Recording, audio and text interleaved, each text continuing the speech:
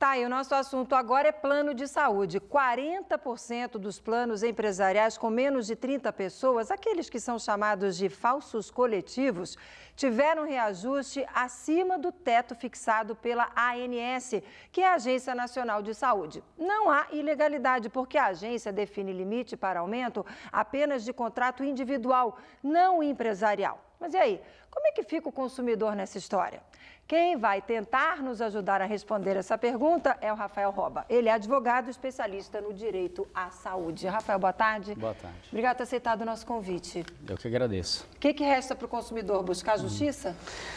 Então, o que acontece? Como os contratos coletivos eles não têm um reajuste regulamentado pela ANS, é muito comum, como mostra inclusive esse levantamento, que os reajustes praticados para os contratos coletivos sejam muito acima daquele que a ANS divulga para os contratos individuais e familiares. Quando esse reajuste realmente se mostra excessivamente oneroso, que pode comprometer o equilíbrio do contrato e que causa ao consumidor um verdadeiro dano na relação que ele mantém com a operadora, ele pode sim buscar o judiciário, porque hoje certamente é a única via que ele vai encontrar para tentar combater esse tipo de abusividade. A Agência Nacional ela não interfere nesse tipo de situação, porque ela não regulamenta o reajuste dos contratos coletivos, e aí cabe ao consumidor se sentir lesado, caso ele se sinta lesado, de buscar o judiciário. Mas por que ela não regulamenta? Bem, em princípio, o que se entendia é que por serem duas pessoas jurídicas, duas empresas, elas poderiam negociar os reajustes, né? Então, haveria ali um equilíbrio de forças e elas conseguiriam chegar a um reajuste equilibrado. Mas, na prática, não é isso que a gente vê, né? São empresas que contratam planos de saúde, muitas vezes só para a própria família. Por isso são chamados de falsos coletivos. Por isso são chamados de falsos coletivos. Muitas empresas são criadas exclusivamente para se contratar um plano de saúde para uma determinada família. E isso não são empresas que têm força de negociação perante operadoras, perante seguradoras, né? Vamos lá, o que existe hoje? Existe o plano individual, existe o plano de família, existe esse plano coletivo, é isso? Isso, nós temos os planos individuais e familiares que recebem maior proteção da ANS, eles têm os reajustes regulamentados, e nós temos os planos coletivos. Dentre os planos coletivos, nós temos os empresariais e os coletivos por adesão. Os empresariais são empresas que contratam em benefício dos seus sócios e funcionários. Os coletivos por adesão são aqueles comercializados por associações, sindicatos. Exatamente. Então, os coletivos, tanto por adesão quanto empresariais, não têm o reajuste regulamentado pela ANS e estão sujeitos a reajustes abusivos que podem comprometer a própria relação contratual. E o que a gente pode esperar daqui para frente no que diz respeito a essa movimentação que a gente já sabe que está acontecendo no Congresso? Porque essa semana eu entrevistei uma especialista do IDEC e ela disse que tem uma movimentação no Congresso, a gente falou sobre isso na segunda-feira, quando o Código de Defesa do Consumidor fez 27 anos.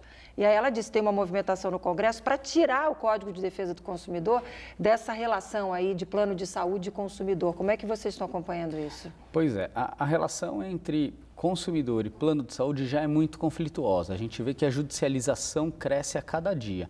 E o que a gente percebe com relação ao avanço das políticas é que ela está avançando para pior, né? Então, o que se pretende, e me parece que esse vai ser talvez o projeto de lei que vai ser apresentado para alterar a lei dos planos de saúde, é desregulamentar os reajustes dos planos individuais e familiares, que hoje é regulamentado, né? Afastar a incidência do Código de Defesa do Consumidor na relação entre beneficiário e plano de saúde, e aí esse consumidor que é efetivamente um consumidor, ele vai passar a estar mais vulnerável, menos protegido pela legislação, além de outras alterações que atendem os interesses das operadoras e vão certamente comprometer ainda mais essa relação entre consumidor e plano de saúde, que já é muito conflituosa. Absurdo. Vocês estão acompanhando? Você me disse que agora, antes um pouquinho da gente entrar aqui no estúdio, você me disse que vocês estão fazendo um artigo para um congresso que vai acontecer nos próximos dias. O que vocês falam nesse artigo? Isso, o que a gente pretende é trazer produções, né, científicas demonstrando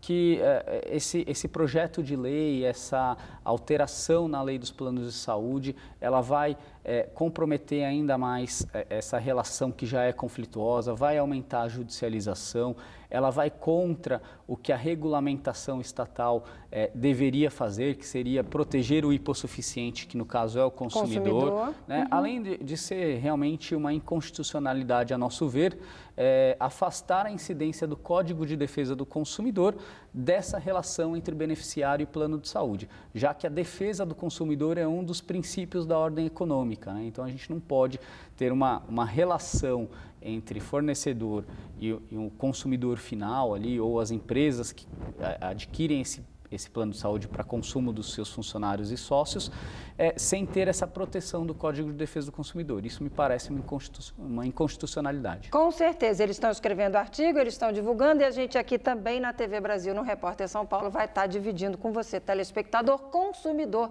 informações sobre tudo isso, que é super importante. Obrigada pela participação. Eu que agradeço. Tarde. Até uma próxima oportunidade. Até, obrigado.